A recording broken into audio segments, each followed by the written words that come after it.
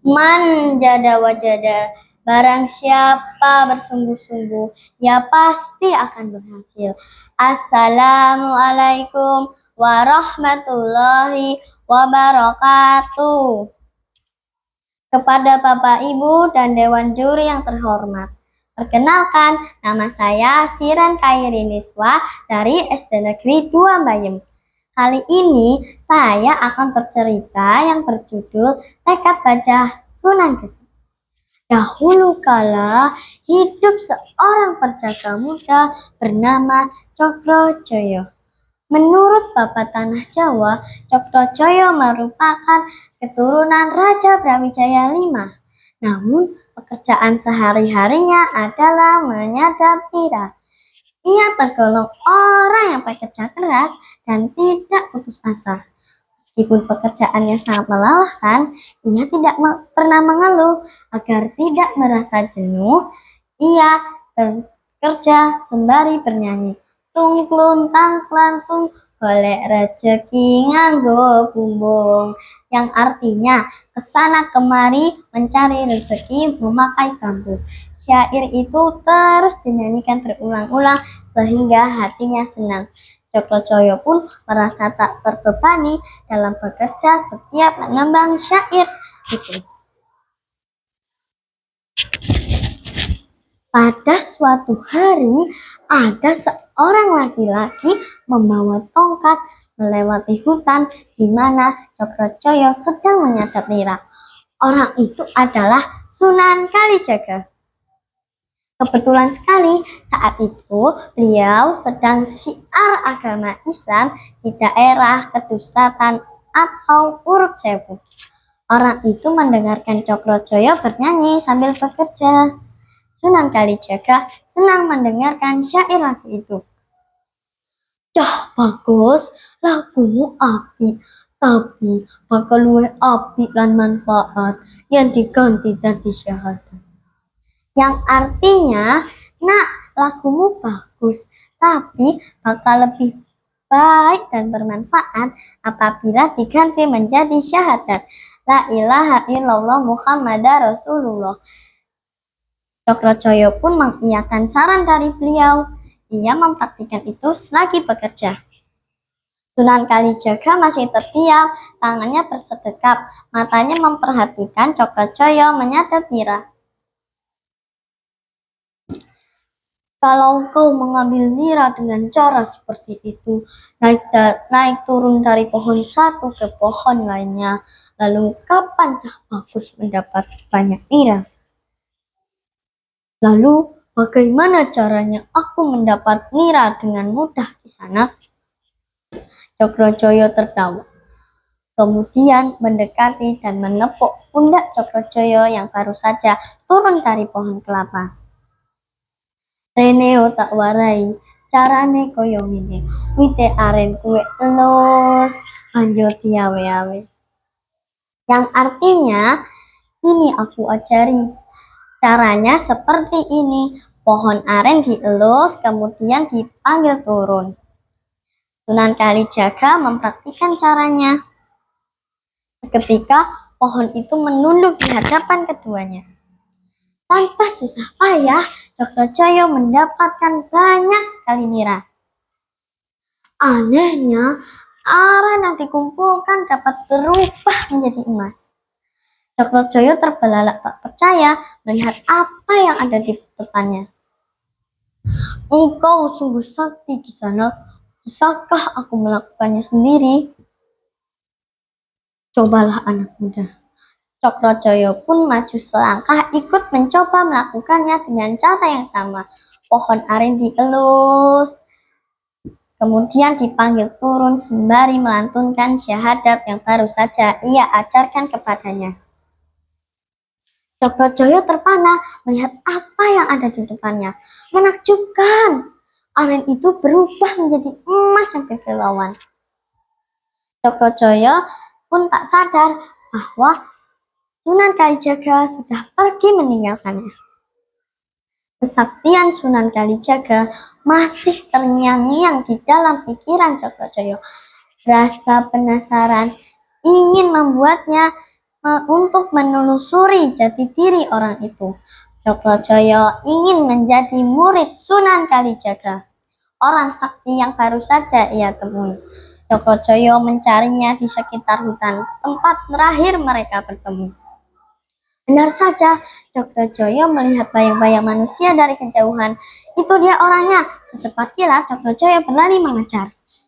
Akan tetapi, ia tidak mampu mendekati, padahal terlihat Sunan Kalijaga hanya berjalan dengan santai. Aneh sekali, sungguh sakti orang ini. Aku harus bisa menjadi muridnya. Cokrojoyo pun berlari untuk mengejar Sunan Kalijaga. Di sana, tunggu aku. Sunan Kalijaga berhenti dan menolehkan bertanya. Ada apa engkau mengikuti diriku, anak muda? Bukankah kau sudah kuberikan cara menyadap nira dengan mudah? Apakah itu masih kurang? Lanjutnya, sebenarnya aku ingin menjadi muridmu. Lalu, apa yang perlu aku ajarkan kepadamu? Sunan Kalijaga penasaran. Apa saja yang terpenting aku diangkat menjadi muridmu. Sunan Kalijaga tersenyum dan siap mengatakan Cokrojoyo menjadi muridnya jika berhasil menerima syarat yang diberikan. Satuhu, satemen, satiti. Itu 3 syarat dariku. Jika kau berhasil, kuangkat kau jadi muridku. Satuhu, kita harus menyembah kepada Sang Holik. Satemen, kita harus bisa bertanggung jawab atau serius atas apa yang kita lakukan. Satiti, kita harus teliti membedakan mana yang hak dan mana yang batil. Itu 3 syarat dariku. Kemudian Sunan Kalijaga menitipkan tongkatnya untuk dijaga. Jagalah tongkat ini sampai aku kembali ke sini. Cokrojoyo pun setuju dengan hal itu. Sunan Kalijaga pergi untuk berdakwah di daerah utara. Ketika diberi amanah untuk menjaga sebuah tongkat, ia duduk di atas batu hitam di daerah yang bernama Watu Ireng. Ia bertapa sembari melantunkan syahadat karena Sunan Kalijaga masih mengajarinya itu. Ia bertapa selama berbulan-bulan, tak terasa tahun berganti tahun, tetapi Sunan Kalijaga tak kunjung kembali.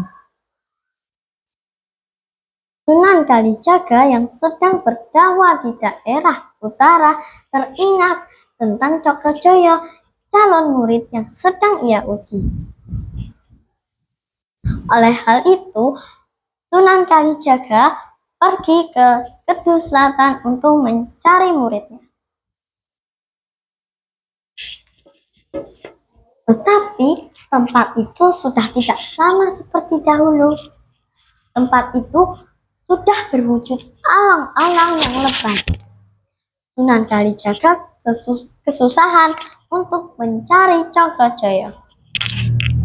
Karena Sunan Kalijaga sakti, ia dapat mendengar rintihan alang-alang itu untuk menghancurkannya untuk dibakar. Sunan Kalijaga mulai membakarnya, dan di dalamnya ada seorang laki-laki menjaga tongkat dan bertapa di atas sebuah batu. Ternyata itu adalah Cokrojoyo, muridnya. Bagus banget. Aku kagum dengan tekadmu. 7 tahun kutinggalkan. Engkau masih setia menjaga tongkatku. Engkaulah bakal muridku.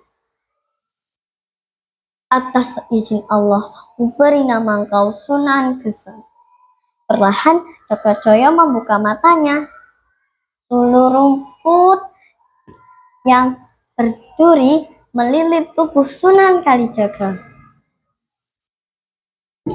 Terima kasih Romo Guru. Engkau berkenan menerimaku. Izinkan hamba untuk belajar ilmu yang dapat membuat hamba lebih bisa mengagumi kebesaran Gusti Allah. Cokrojoyo mengangkat sembah. Sunan Kalijaga siap menerima Cokrojoyo menjadi muridnya. Seperti gurunya, Cokrojoyo berdakwah di daerah Uruk Sewu.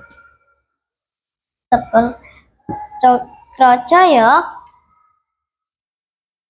berdakwah dan mengajari Islam untuk tidak meninggalkan adat budaya Jawa. Jadi, amanat untuk cerita tekad baca Sunan Geseng mengajarkan bahwa ketekunan, kesetiaan, dan niat yang tulus adalah kunci untuk meraih keberhasilan dan kemuliaan hidup. Melalui tokoh Cokrojoyo, kita belajar bahwa ujian dan pengorbanan akan membuat pribadi yang kuat dan bijak. Selain itu, kisah ini menunjukkan bahwa agama dapat disampaikan tanpa meninggalkan nilai-nilai budaya lokal. Pada akhirnya, pengorbanan dan perjuangan tekad seseorang akan mengantarkan kepada tujuan yang mulia dan bermanfaat bagi banyak orang. Wassalamualaikum warahmatullahi wabarakatuh.